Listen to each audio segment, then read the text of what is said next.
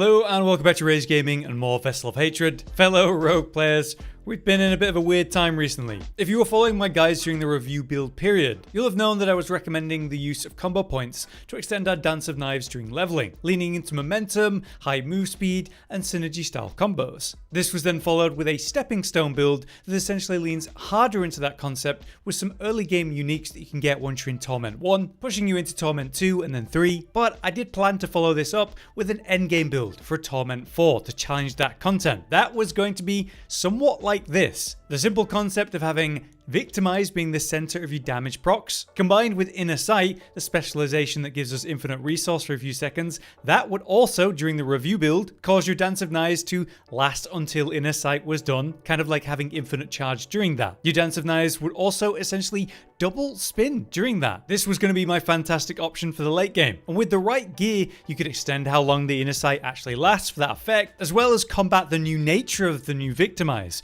which basically randomly procs on a knife throw, like one of our uniques, allows us to drag enemies into the same spot. With skills like Caltrops, Poison Trap, we could create these big packs, blast them on the Victimized procs, and not miss the specific targets, because they're all in a group anyway. This was a great concept in the review build, but was it busted or the strongest thing for the season? Absolutely not. Spiritborn is beyond busted right now, no one remotely competes with it. So I don't know why Victimize needs to be so awkward to use now, and then also the fact that they did that to Inner Sight where it no longer does that extra spin, or the fact that it lasted longer while you had infinite resources. That doesn't work anymore either. So those long-term plans for me went up in smoke, so I don't really want to recommend that to you, even if it still works in its own way. So what's our next best option if we're not going to lean into Victimize? Well, I went back to the Stepping Stone build, the one that got me to World Tier 3 and functionally started my grind for World Tier 4, and committed even harder to that, maximizing the power of Dance of Knives specifically, rather than procs of a key passive. To maximize the power of Dance of Knives then,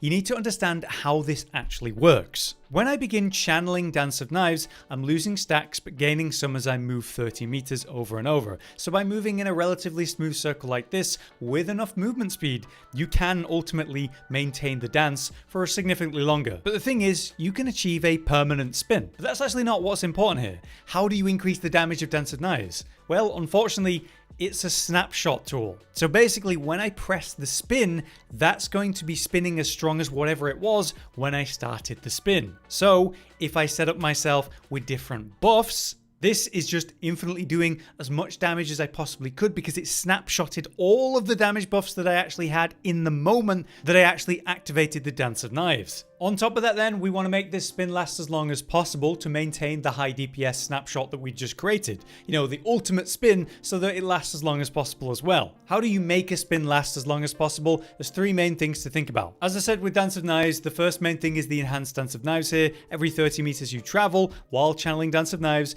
it grants 4 charges. So gaining enough movement speed to basically always proc this is vital. There are many ways you can gain movement speed and you can track it under your stats page. All the way at the bottom here, you can get movement speed from a lot of different sources. For example, Dark Shroud. Each active Dark Shroud also grants 5% movement speed. Concealment, it makes you unstoppable and grants 30% movement speed for its duration. Blade Shift. When this is active, you get 20% movement speed, as I showed in my original builds. And it's the very fact that when you're actually using Dance of Knives, you get another 20% movement speed. So you don't need to just have stats on your gear, lots of it comes from your skills. Second then, you want to consider combo points with the Star Shard aspect. We run this either way because of its other effect that causes the Dance of Knives to like proc this explosion of knives. But if you spend combo points using this aspect, it does give you an extra 3 charges, up to a cap of 9 instead of 6. So if I get my combo points ready, you can see this when I activate this, it goes to 8 because it's consumed 1 charge, and this allows you to much easier actually extend a dance duration. And that's what I was recommended for the leveling and stepping stone build before you have the much higher movement speed from your gear. The truth is, once you're at 200% movement speed, it's not necessary anymore, and you can get away with running preparation, which is going to actually have some benefits like the 15% damage reduction. The third and maybe most important thing though for this to maintain these long spins is down to your gameplay. If you're moving like I'm showing here, you know, in clean, relatively wide circles or turns, you achieve that 30 meters consistently. If you move in jagged made tight turns, it doesn't seem to track the distance you're moving well at all anymore. I will say that some areas are a pain in the butt, so it's a good idea to drag mobs away from those bad spots into a bigger room or whatever works for your circle movement. But that's the core concept. Long, potent spins where we're maximizing the damage on the next attack to then maximize the damage of the spin. Other key ways to increase the damage of these spins is just simply attack speed. It's now well known that Dance of Knives gets raw damage increase when you increase attack speed. So the more attack speed you have, you're not generating more knife throws, but you are just making those knife throws you have hit harder. Another way to get more damage would be, of course, runes. As I talked about in my last guide, I was planning on using the rune that increases the damage that you deal based on your primary resource. Your next non-basic skill casts all of the resource to deal 100% increased damage. So if we activate this, then press Dance of Knives, you can see that it actually consumes all of my energy in that moment. And so I've got an even stronger Dance of Knives going, extending it as long as possible with that. This has some interesting effects to do with, say, your specialization, because now we're able to actually spend energy, helping with preparation's effect. But it's important to be aware, having tested this, something like the Ohm rune here is disappointing. Invoke a Barbarian's Warcry, increase your damage dealt by 15% for 6 seconds. The problem is, if I don't invoke this Warcry before I actually use my Dance of Knives, it's not getting the damage increase. And then this runs out after 6 seconds anyway. But the specific wording with this rune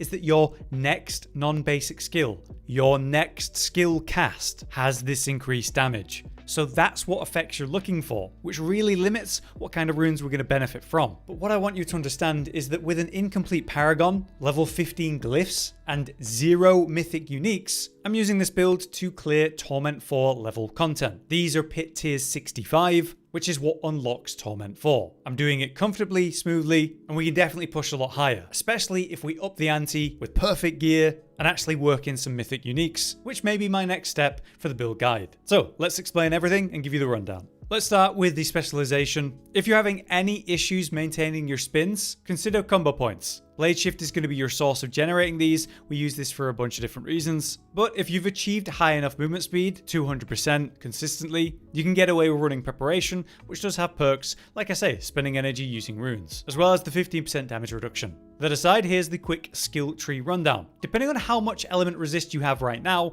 you should take Blade Shift, enhance it, and go for primary Blade Shift. The reason I don't have it though is because I don't need an extra 15% resistance to all elements anymore. With my gear, even without mythic uniques, I am currently standing in Torment 4 with over 1000 armor over the armor cap and maxed out element resistances. So commit to Blade Shift all the way to primary if you need any element resist. For passives, it's still pretty standard Sturdy and Siphoning Strikes for the damage reduction and lifesteal. We've got maxed out Dance of Knives, and we're taking it to Disciplined, of course. For the passives here, we have Rugged for the damage reduction for damage over time effects. Weapon Mastery, all important as usual. Unstable Elixirs. It means using a health potion stuns enemies around you for 2 seconds. But more importantly, for the next 10 seconds, you have a massive damage increase. Finally, we have Trick Attacks. Dazing or stunned enemies, you just deal more crit damage to them basically. On the next tree, you'll see that we have dropped Smoke Grenade. As good as Smoke Grenade is, especially for building up dazes on elites and bosses, the problem with it is that it interrupts your Dance of Knives, so it's nigh on unusable. Once you have these really juicy spins that you want to maintain,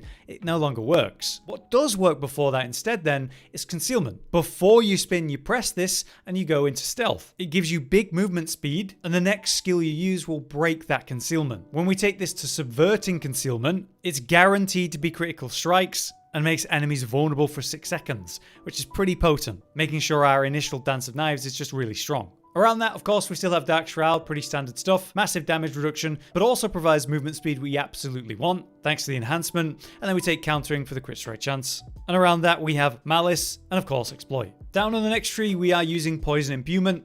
This provides the most damage over time that we possibly can get. And there's lots of benefits from having poisoned enemies from these passives. For example, Alchemical Advantage gives us attack speed and lucky hit chance. Meanwhile, we can also make poisoned enemies deal less damage. You also note that I enhance it and take it to Blended, massively improving the poisoning damage. As usual, you want 3 levels in Frigid Finesse to increase the damage you're dealing to those chilled and frozen enemies, which should be consistently happening. On the ultimate tree, we max out the ultimate and take it all the way to Supreme. We're still running Impetus, and we spend 1 point on Second Wind just to get to Haste, increasing movement speed when we're above max energy, or attack speed when we're under 50%. And lastly, we're using Momentum, the key passive that's giving us damage reduction, movement speed, and increased damage. It is always at 10 stacks, and this comes into the aspect section. But that brings us to Paragon, which is pretty straightforward for Rogue because there aren't exactly a lot of options that are even relevant. So let's just start on the first board, where we have Versatility. Non-basic, non-core skills deal significantly more damage. Show Dance of Knives being neither of those things,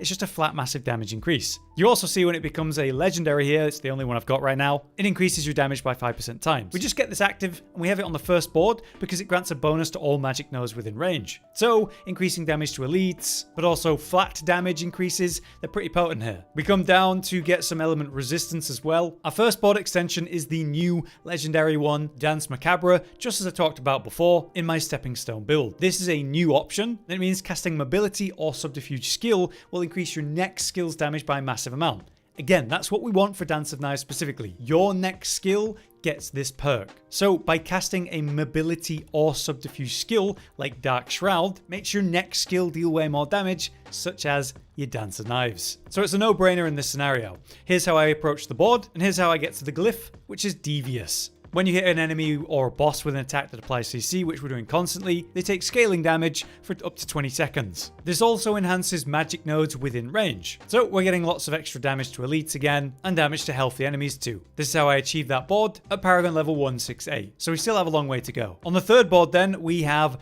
Exploit Weakness still. Hitting a vulnerable enemy has a chance to increase your damage up to 25% times, but at those 25 stacks, the bonus ends after 6 seconds. For the glyph here though, we are running Control, increasing damage to crowd controlled enemies, and specifically big damage increase to stunned or frozen, which is a lot of them. Another no-brainer, this requires intelligence to activate though, so we achieve that like so. And you'll note that this is where we path down to a fourth board by going down, since it's cheap on the points to do so. This is Cheap Shot. Once again, we're using this for the insane benefits it has to do with CC and damage bonuses from that. If you stagger a boss, you get the max benefit, but otherwise you need to CC lots of enemies, which we do super easily, for a big damage bonus. For the glyph down here, we have Headhunter. This is potent because it enhances your bonus to all normal nodes. So on a place where you can get lots of dex, you can get a lot of extra dexterity by doing that. And I'm slowly working on that right now, filling this out. But what about the fifth board? Well, if we come back to board number 3, you see how I path around this way to come through Exploit for extra vulnerable damage and lucky at chance. Also touching on Unsaleable, which is big damage reduction from vulnerable enemies. This brings us nice and close to this next board entrance, so that's the way we go for our fifth and final board, which is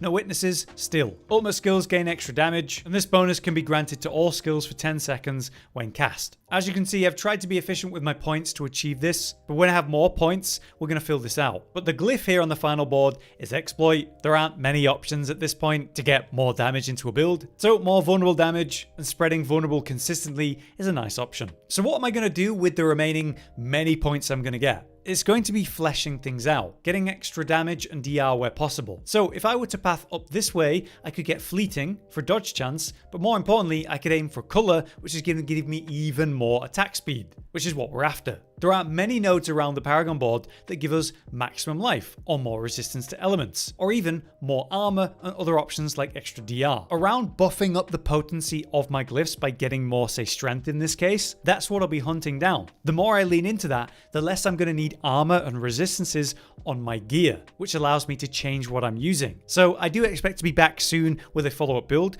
talking about this stuff and really refining it, but that's what I'm aiming for next. So that brings me to the gear section, which is really important. In Torment 4, you can have such a massive hit to your armor and also your resistances that it becomes a very important thing to focus on. The two easiest ways to reach your cap for these resistances in Torment 4 is to run 2 items. One is this pair of boots. The unique boots Yen's Blessing, which comes with resistance to all elements. If you get a GA on that, it carries. The other thing is the amulet, which if you get armor, you can get massive amounts from that, as you can see I've got here. As I progress the Paragon and get more resistance to all elements, more armor, I can actually give up these items and work in more DPS rather than these defensive tools. And getting into Torment 4 initially is about reaching the bare minimum survivable stuff like max resistances, max armor cap, and then kind of maximizing your build is whittling away at that, getting more damage in the build without losing these caps.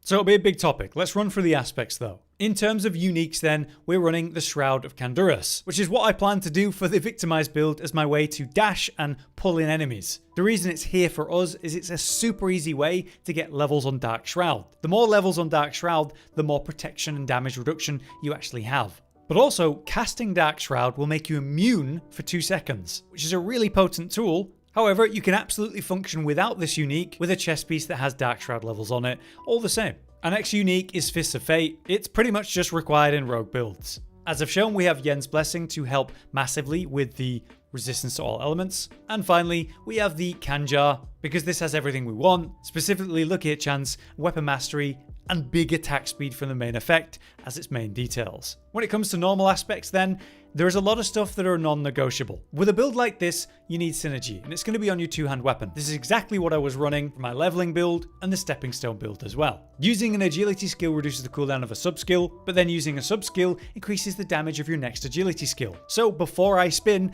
I press Dark Shroud, increasing the damage of my next agility skill, aka Dance of Knives. Second to that, on the amulet, is Stolen Vigor. While at maximum stacks of momentum, which we always are, your cutthroat skills deal more damage, and you even become unstoppable regularly. Cutthroat skills, yes, Dance of Knives is a cutthroat skill. So those two are non-negotiable. Next is the poison-related damage increases that all rogue builds basically use. Noxious Ice. Chilled enemies, poisoned by poison imbuement, are further chilled, and you deal increased poison damage to frozen enemies. Combine that with Frostbitten. Enemies that are stunned, we deal increased critical strike damage against those frozen or stunned enemies. So these two work hand in hand and are found in a lot of rogue builds. This leaves us with 3 slots for any consideration, which is why we're not running the Umbrous aspect. We can't fit it. Of course, we're running Star Shards, enhancing the potency of Dance of Knives with the explosion of knives that can happen. And just as before, with my leveling and stepping stone build, Clandestine is giving us extra levels to agility and subterfuge skills. So things like Dark Shroud, but also Dance of Knives. Lastly, we're doing a lot of CC, so why not deal more damage to those that are stunned or knocked down with Retribution. But now let's talk about the affixes on the gear. For the helmet, I've got Dexterity, Armor, and Lucky Hit Chance. At this point, I need to drop the armor that's on here because it's no longer serving me since I'm at the cap. You may need armor yourself while gearing up, and I would prioritize that and resistance to all elements on every defensive piece. Helmet and legs in particular for us, and boots potentially, and gloves potentially if you don't have those uniques. So on the legs, you can see that we have Dexterity, Max Life, and Armor, which again, I need to update now since I've reached the armor cap. I can lose a lot of armor at this point and get some more damage in here. Speaking of which, let's say I actually achieved my resistance to all elements cap without needing Yen's Blessing anymore. This would be awesome because it would free up the boot slot, allowing me to run a different aspect, but also benefit from affixes like Dance of Knives, increasing the levels of that. So these are a perfect pair of boots that I'm kind of waiting to use once I'm able to adjust the Yen's Blessing out of the build. This would then free up a slot where I could run something like Noxious Ice or Frostbitten on the boots instead, allowing me to run a mythic unique helm like Perdition or Shakos for their amazing effects. And that's kind of what I'm planning. On the bow then, we get benefits of critical strike damage, which means we're missing out on vulnerable damage if this could be a crossbow. So we've got Dex, Max Life, and vulnerable damage. If I had a crossbow, I'd get vulnerable damage as part of the weapon, and then I'd just run crit strike damage instead of vulnerable. On the sword then, we have Dexterity, Max Life, and raw damage. This could also be vulnerable damage or crit strike damage. I just have a GA on it, obviously. On the amulet, this is pretty important. Obviously, I've got Max Life, and obviously I've got a lot of total armor here. I'm over the cap, so this is too much. This amulet's going to be why I'm able to work off armor from, say, my helmet and my legs. Or I could keep the armor on my legs and helmet, get more armor from the Paragon, and lose that slot on the amulet. As long as you're at the armor cap, that's what's important.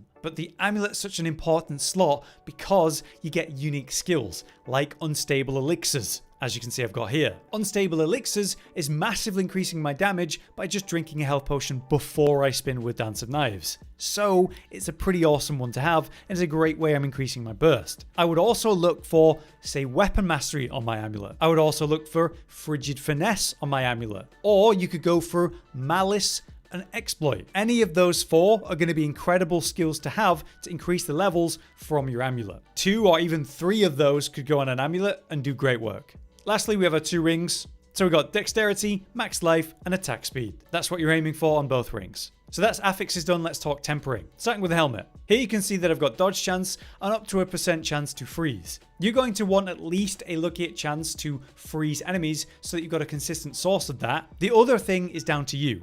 Do you need max life or do you need armor? If you need armor, aim for that. But max life is also great. So on the legs, you can see that I've got total armor instead of max life, and then we have more chance to freeze. Alternatively, this could be chance to stun. On the bow, it's very important. Just like my sword, we've got chance for Dance of Knives to deal double damage, massively increasing their output, but also damage per Dark Shroud Shadow. This can be a pretty awkward temper though, because it's hard to land on. So the alternative would be Cutthroat skills, making Cutthroat skills deal more damage or even get more attack speed. Remember that Dance of Knives is a Cutthroat skill, so it directly enhances that too. So if we look at my sword, you can see that I've got that. Cutthroat attack speed, but also still the chance for Dance of Knives to deal double damage. So those are great tempers as options. On the amulet, we have chance to freeze, this could be chance to stun, and again damage per Dark Shroud Shadow. On the rings then, you're looking for more Cutthroat attack speed, and then the other option's not exactly great. I'd just go for Dark Shroud cooldown because it's like one of the few relevant things you can do in that slot. On the topic of Masterworking then, you're aiming for stuff that's going to hit as hard as possible.